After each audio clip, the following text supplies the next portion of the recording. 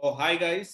In this video, ఒకవేళ మనం experience పెట్టినప్పుడు మనము ప్రాజెక్ట్ ఎక్స్ప్లెనేషన్ అని అడిగితే ప్రాజెక్ట్ గురించి దాని గురించి ఎలా మేనేజ్ చేయాలి, ఒకవేళ ప్రాజెక్ట్ వేరేది ఏదన్నా మనం చేయని ప్రాజెక్ట్ పెడితే ఏం జరుగుతూ ఉంటుంది, సో ఎలా చూసుకోవాలి దాన్ని, అండ్ అసలు దీనికి సంబంధించి ఇంటర్వ్యూ అప్పుడు ఈ ప్రాజెక్ట్ గురించి అడిగితే మనము చేయని ప్రాజెక్ట్ గురించి ఎక్స్ప్లెయిన్ చేయొచ్చా, is that really possible?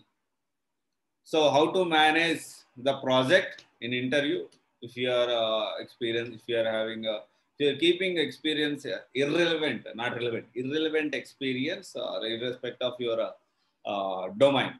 So దీని గురించి మనం మాట్లాడుకుందాం ఉంది. సో జనరల్గా ఏంటి అంటే ఒక విషయం మనం అందరం అర్థం చేసుకోవాల్సింది ఏంటి అంటే, మనకి ఈ ప్రాజెక్ట్ ఏదైతే ఉందో ఈ ప్రాజెక్ట్ అనేది యాక్చువల్లీ మనం ఒక డొమైన్కి షిఫ్ట్ కావాలి అంటే ఈ ప్రాజెక్ట్ అనేది కంపల్సరీ మనం చేయని ప్రాజెక్ట్ అయినా కానీ ఏ డొమైన్లో షిఫ్ట్ అవుతున్నామో, ఏ డొమైన్కి మనం షిఫ్ట్ అవుతున్నామో ఆ డొమైన్కి మనం కంపల్సరీగా పక్కాగా మనము దానికి సంబంధించిన రిలవెంట్ ప్రాజెక్ట్ పెడితేనే మనకి ఫస్ట్ ఆఫ్ ఆల్ ఇంటర్వ్యూ దాకా మనము వెళ్ళగలుగుతాం. మన రెజ్యూమ్ షార్ట్ లిస్ట్ అవ్వాలన్నా, రెజ్యూమ్ షార్ట్ లిస్ట్ అయిన తర్వాత ఇంటర్వ్యూకి వెళ్ళాలన్నా కానీ ఈ ప్రాజెక్ట్ అనేది చాలా ఇంపార్టెంట్. రెలవెంట్ ప్రాజెక్ట్ పెట్టడం, ఏదైతే డొమైన్ మనం చేంజ్ అవుతున్నామో ఆ డొమైన్కి ఈ రెలవెంట్ ప్రాజెక్ట్ పెట్టడం అనేది చాలా అవసరం. సో ఇదేంటి అంటే మనకు కూడా ఏంటి అంటే, మనం ఒకవేళ మన టాలెంట్ ప్రూవ్ చేసుకోవాలి అన్నా, మనం we are good with particular domain, ఆ పర్టికులర్ సబ్జెక్ట్, ఆ పర్టికులర్ థింగ్, పర్టికులర్ సాఫ్ట్వేర్, దానికి సంబంధించింది అయినా కానీ మనము గుడ్ అని ప్రూవ్ చేసుకోవాలన్నా కానీ ఫస్ట్ మనం ఇంటర్వ్యూకి అటెండ్ అవ్వాలంటే మనము ఇప్పుడు ఏదైతే డొమైన్ షిఫ్ట్ అవుతున్నా ఆ డొమైన్ లాస్ట్ 3 months నుంచి 4 months నుంచి దాని మీద వర్క్ చేస్తున్నాం మనం చెప్పుకోవాలి. ఇది ఒకటి. సో దీంట్లో ఏంటి అంటే ఏ ప్రాజెక్ట్ అయినా పెట్టొచ్చా? ఇక్కడ ఏంటి అంటే ఏ ప్రాజెక్ట్ అయినా పెట్టొచ్చు. ప్రాజెక్ట్ పెట్టిన తర్వాత మీరు అనుకోవచ్చు, మరి ప్రాజెక్ట్ పెట్టాం బాగానే ఉంది, మరి ఇంటర్వ్యూలో అడిగితే ఏ విధంగా మనం సమాధానం చెప్పాలి. సో ప్రాజెక్ట్ పెట్టిన తర్వాత ఇంటర్వ్యూ వాళ్ళు అడిగితే మనం ఏం చెప్పాలి అంటే, సో దానికి సంబంధించింది సో అండ్ సో ప్రాజెక్ట్ని వర్క్ చేశానని చెప్పొచ్చు. ఇంకోటి ఏంటి అంటే పర్టికులర్ ప్రాజెక్ట్ మరీ ఒకవేళ ఇన్డెప్త్గా అడిగితే ప్రాజెక్ట్ ఏం వర్క్ చేసావు, అసలు ఏంది ఆ ప్రాజెక్ట్ అంటే మీరు ఆ ప్రాజెక్ట్ గురించి డీటెయిల్డ్గా ఎక్స్ప్లెయిన్ చేయాల్సిన అవసరం లేదు. దానివల్ల మన ఇంటర్వ్యూకి ఎలాంటి నెగిటివ్ ఇంపాక్ట్ ఉండదు. ఎందుకంటే there is a reason for that. Every company need some అంటే కొంచెం ప్రైవసీ అనేది కోరుకుంటుంది.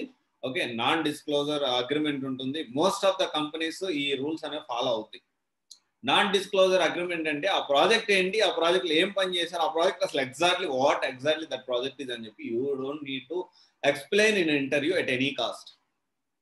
అలా వాళ్ళు అడగడానికి కూడా లేదు. అండ్ వాళ్ళు దీన్ని నెగిటివ్గా ఇంపాక్ట్ కూడా తీసుకోవడం. ఇంకా చెప్పాలంటే, అరే ఇంత సిన్సియర్గా ఉన్నారు, మనకి జాబ్ ఇస్తాము, ఇంటర్వ్యూ చెప్పమని చెప్పట్లేదంటే he or she will behave with the same with us. అంటే మనతో కూడా ఇలాగే మన దగ్గర వర్క్ చేసినప్పుడు కూడా మళ్ళీ వేరే దగ్గరికి వెళ్ళినప్పుడు ఈ విధంగా మన ప్రాజెక్ట్ కూడా సీక్రెట్ ప్రైవసీ అనేది మెయింటైన్ చేస్తారని చెప్పి ఒక నమ్మకం అనేది వస్తుంది.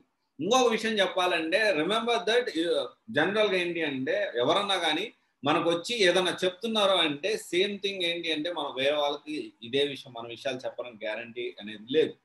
సో అలా కొంచెం మీరేంటి అంటే దాన్ని బట్టి ప్లాన్డ్గా అకార్డింగ్లీ ఉండాలి.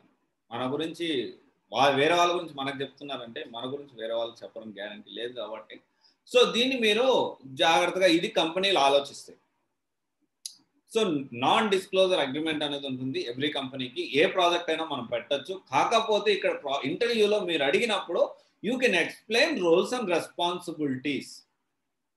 You can explain what exactly your job role. నువ్వేం చేసావు ఆ ప్రాజెక్ట్లో, నువ్వు ఏమేమి వర్క్ చేసావు, ఏమేమి టూల్స్ యూజ్ చేసావు, ఏమేమి డిఫరెంట్ సినారియోస్ యూజ్ చేసావు, that thing you can explain. But you cannot explain about exactly what project is. And you don't have to actually, right? ఈ విషయంలో మీరు ఏంటి అంటే ఏదైతే డొమైన్ షిఫ్ట్ అవ్వాలనుకుంటున్నారో ఆ డొమైన్ మీద ప్రాజెక్ట్ అనేది ఇర్రెలవెంట్, మీకు తెలియని ప్రాజెక్ట్ కాకపోతే ఇంకో ప్రాజెక్ట్ ఏదైనా పెట్టినప్పుడు be thorough with the roles and responsibilities, not with the particular project అడిగితే ఏం చెప్పాలి అట్లేం అవసరం లేదు. Roles and responsibility, what exactly you have done on the project, in that project what exactly you have done, that thing you need to be very good with that. Okay, so ఇది ఒకసారి ఆలోచించండి. Definitely చాలా companies ఏంటి అంటే జెన్యున్గా మనం వెళ్ళి నా దగ్గర టాలెంట్ ఉందంటే రిక్రూట్ చేసుకునే పరిస్థితి లేదు. సో డెఫినెట్గా ఏంటి అంటే మనం కూడా ఈవెన్ కంపెనీస్ కూడా ప్రాజెక్ట్ తెచ్చుకోవడానికి మా దగ్గర అంతమంది ఉన్నారు, ఇంతమంది ఉన్నారు, అంత ఎక్స్పీరియన్స్ ఉందని చెప్పి ఏదో ఒకటి చెప్పి తీసుకుంటారు.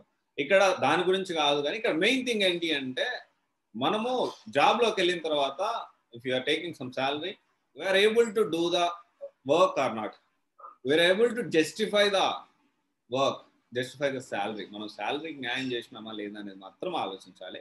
ఎందుకంటే దిస్ ఇస్ అబౌట్ సర్వైవల్. తర్వాత వేరే కంపెనీకి మారినా కానీ so this thing is very important. So plan accordingly. Okay guys, so thank you. This is Raj signing off, CVC Guidance Private Limited, one-stop solution for all job-oriented courses. Thank you.